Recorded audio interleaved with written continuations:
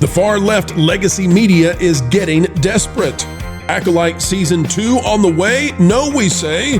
The Rey movie on permanent pause? Well, perhaps. And today we'll look at the cause for Access Media demanding that Disney give them the woke stuff they need, driving the clicks as they bleed out viewership, readership, subscribers, eyes, and butts in seats. Get ready, folks. We're telling you today about the post-Snow White Star Wars chaos behind the scenes.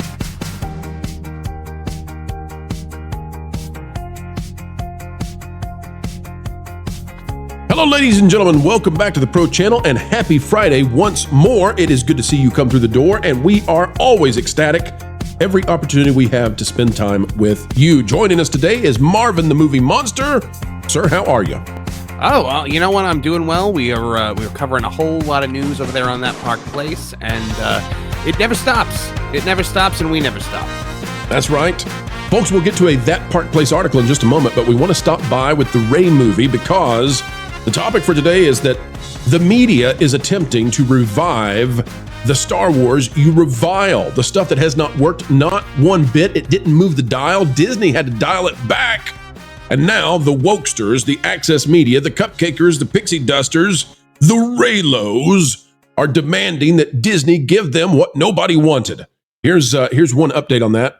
Regarding the Rey movie, and by the way, we love Daisy Ridley. We want to make that very clear. Have no beef with Daisy.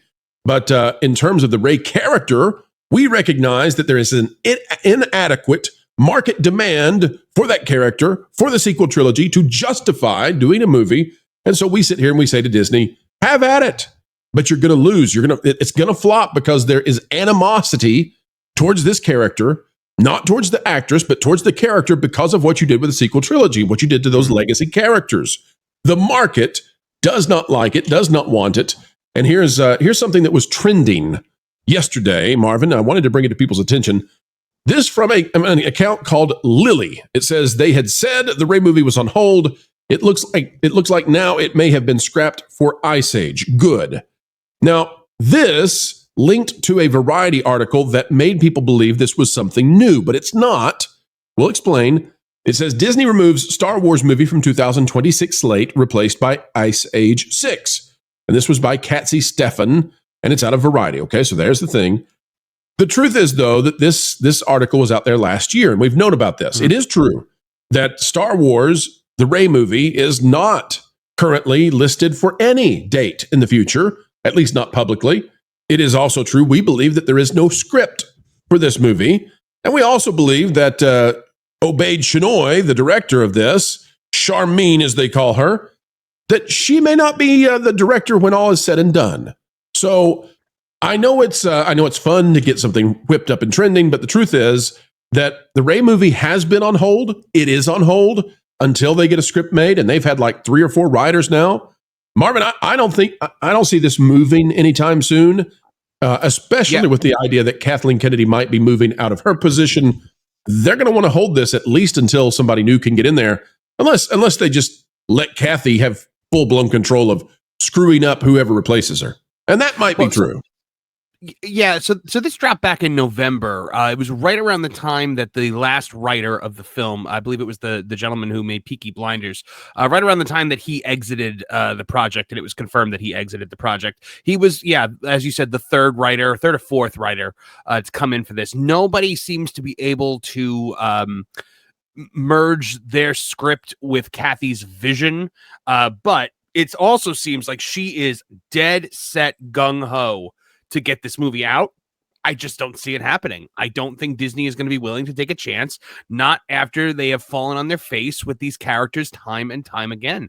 The only way to move forward is to move backward into the past, to pull from the characters that people actually like, the characters that people miss, the characters that people wanted in the sequel trilogy that were shelved and just destroyed and belittled and disrespected, all for the sake of propping up this character. A character too. Didn't mean to interrupt you, but Marvin, I'll tell you, after Snow White, it's going to be way harder to get a Rey movie approved by Alan Bergman, who is Kathleen Kennedy's boss, because they can't take another loss like that. And these girl boss movies have a high propensity of failure. you got to assume a Rey movie, a Rey Star Wars movie would be a lot of very visual effects heavy, probably a budget, around $270 to $300 million for a character that there's not a lot of support for. I think that they are going to be, I think they're waiting to see how The Mandalorian and Grogu does before they decide what they're doing with this. Because if they could be like, well, there's still some love for Star Wars out there because this made money, then she might have more of a leg to stand on. But as of right now, it does not seem, based on what we've seen from streaming numbers, that there is any excitement around the galaxy far, far away anymore.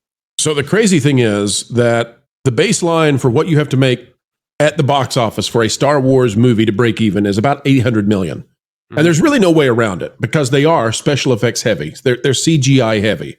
And so you can expect on having at minimum a $200 million production budget, and you can expect on having at minimum a $200 million prints and ads marketing spend. Now that adds up to $400 million, and you have to make double what you spend because you only get half back as the studio, the distributor. So, and that's after taxes and theater costs are taken out. So they got to make $800 million to break even. And if you're looking at a character that can carry a movie to $800 million, Rey's just not going to do it. So they came out with that announcement. And the problem is they didn't have a product. They had an announcement, but they didn't have a product. And they've been trying to find a product, but they got to have one that makes $800 million. And otherwise, it's a huge faulty endeavor. And so they're stuck with that. But guess what, folks? The media continues to try to get them to push that lever one more time. It's not just the Rey movie that is being demanded simply by the media, but this out of that Park Place. Media claims The Acolyte was a massive success using misleading data. Leslie Headland's wife pounces to tout supposed demand and shift the blame. Of course, Pro, I have seen a lot of media spin since I've taken over this website, and even before then, just in my time as a fan. I think this is perhaps the most egregious thing I've ever seen as far as media spin goes. It's so misleading. It's so purposely misleading. And now I'm seeing outlets just picking it up, and Collider started this ball rolling. Well, so Collider and Screen Rant, they're pulling from a company called Parrot Analytics. We're going to explain that in just a moment, folks, but entertainment outlets like Collider and Screen Rant have begun publishing articles claiming the series was a misunderstood success. At the same time, the Acolyte actress Rebecca Henderson, who also happens to be married to the show's creator, Leslie Headland, she played Jedi Master Nepotism, has taken to Instagram claiming the show was a massive hit for Disney Plus and was canceled for reasons unrelated to performance. The centerpiece of this PR push, a February 2025 Parrot Analytics report that claims the Acolyte had 20.8 times the demand of the average U.S. TV series. Now, how does Parrot Analytics actually measure that? Well, you've got the explanation down here, Marvin. I'll give my brief understanding, and that is that Parrot Analytics, I think, is just an absolute, I started to use a word that I can't say on this channel. They're a cluster junk. Cluster junk, folks.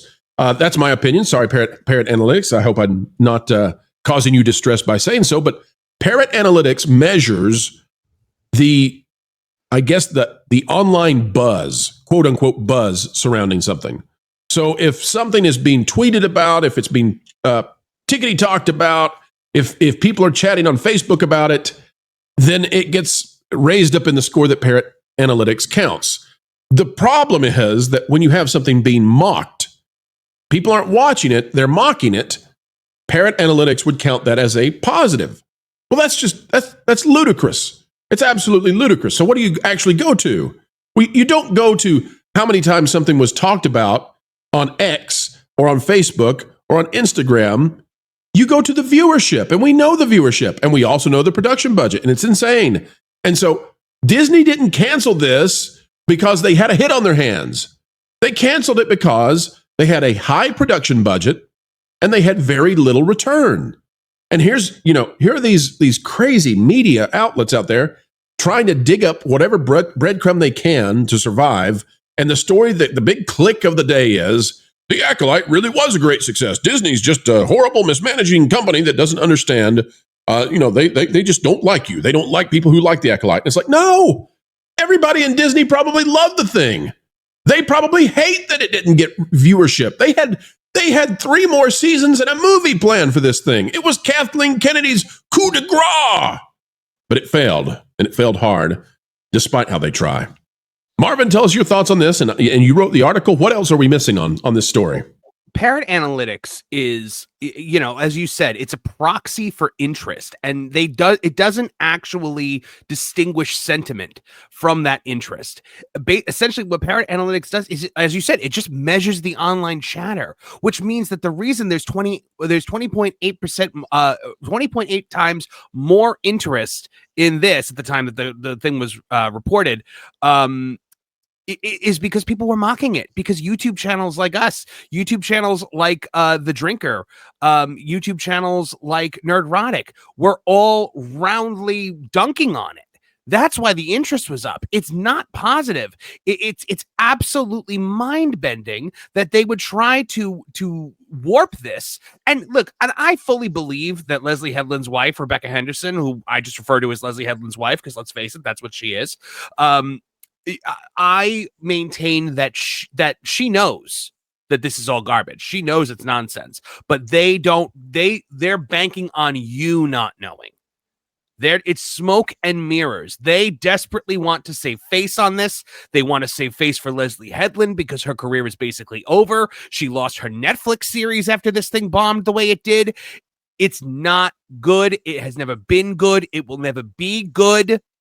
And 20.8 times the discussion of a normal TV show just means that it was so egregiously bad that everyone dunked on it. And don't fall for the lies, you folks. This is why the new media is eclipsing legacy media outlets like Collider and Screen Rant, because they're speaking the corporate the corporate script, and people see right through it now. The glasses from They Live, Rowdy Roddy Piper has left it all to us in his will, and we can all see the actual advertising behind everything now.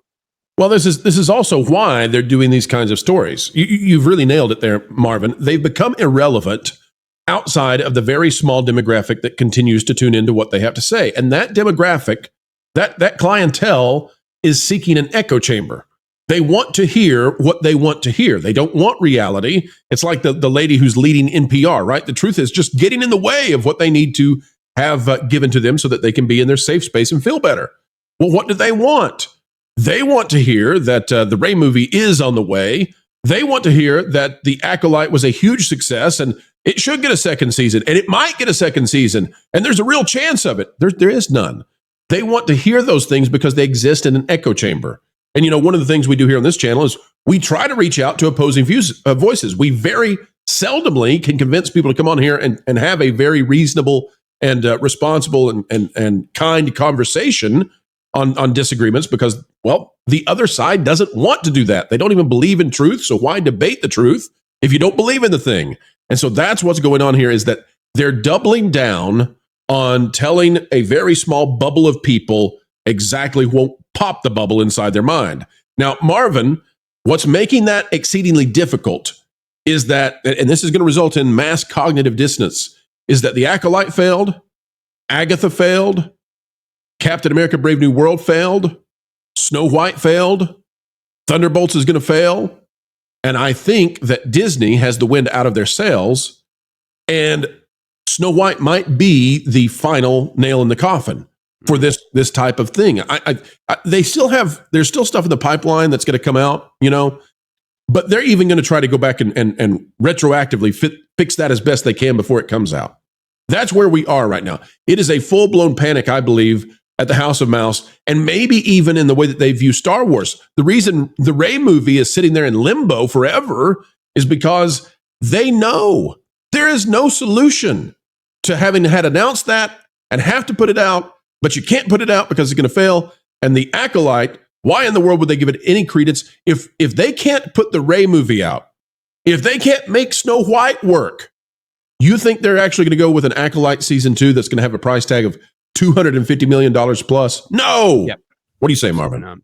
No, I think you hit the nail on the head, especially with the Rey movie. I mean, you have to think from the perspective of a Hollywood corporate bean counter. A movie about Han Solo bombed. Do you really think a movie about Rey is going to do better than that? And they're waiting to see, by the way, can they save the day with the Mandalorian movie? Can they put the original characters in there for a cameo and get you to go see it? And with the Avengers, what are they trying to do? Okay, with Avengers Doomsday, how do they convince you to go see it? Well, what if we put every single one of the Fox X-Men characters that you love together with the few Avengers left that you love, and then we fill it with a bunch of Z-list characters because we have to, but they'll get 5-minute cameos, but we're really going to nostalgia bait you because you watched the X-Men characters for 20 years with Fox, and now here's the end of that story, so you got to come see it, right? That's what they're trying to do. That's what they're trying to do with the Mandalorian movie. Put in the original characters as best they can, give you Luke Skywalker the way you want, but still have their cake and eat it too, because they're not going to get rid of the sequel trilogy, not so long as Kathy is there, and probably not ever. But this is the strategy right now, Marvin.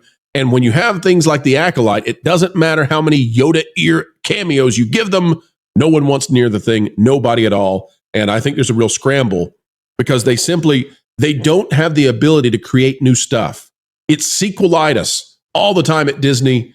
And that's where we are. That's where we are with this company.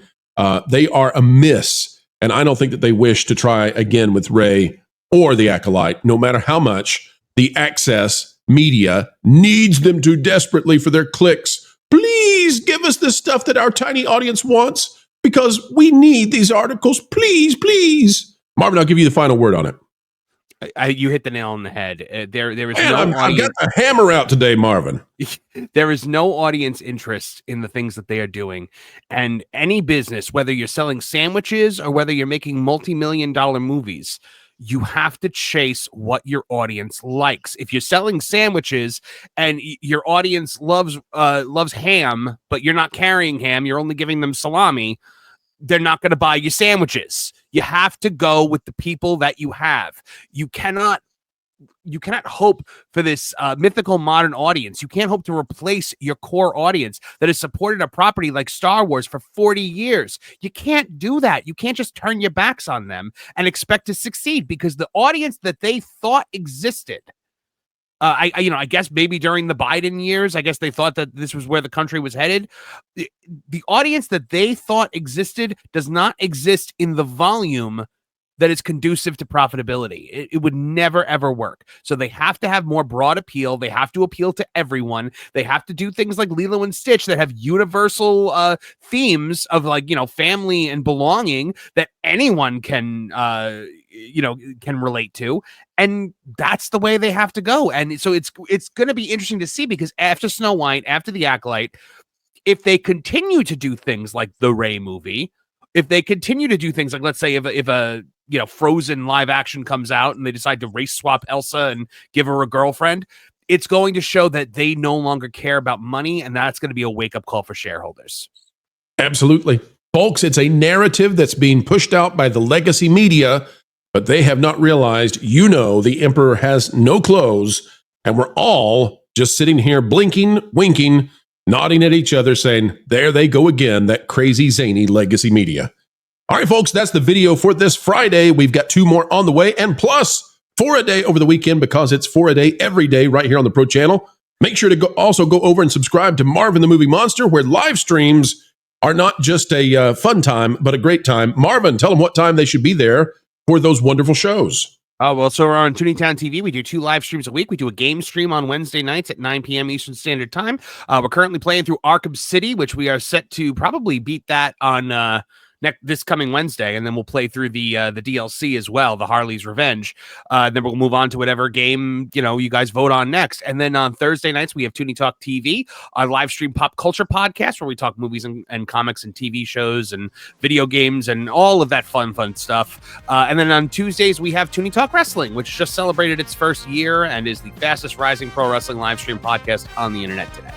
There you go.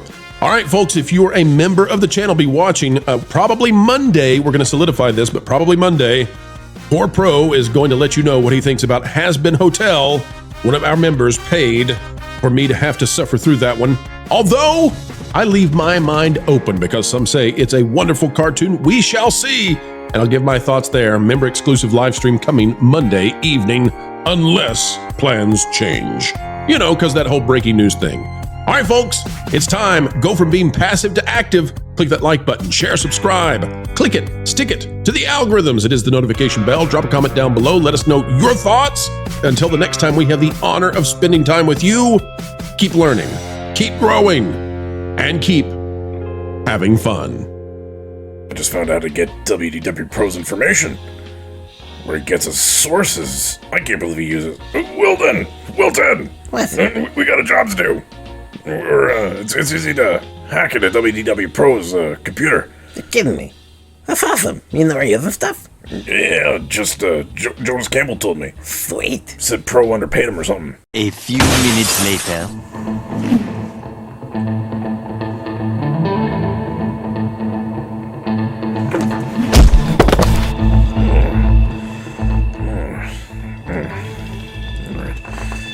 There. Oh, awesome. Whatever. All I gotta do is Whoa. hack into this thing. It's gonna be so easy. Yeah, this isn't All a right, hack. grab this picture over here. Leave it to me. Oh, no. Oh, Wilson. Job done. What? No, all we had to do was use the picture because he uses face unlock. Now we gotta go to thatpartplace.com and sub to him and his team on YouTube. Oh, well, I already did that because I'm smart.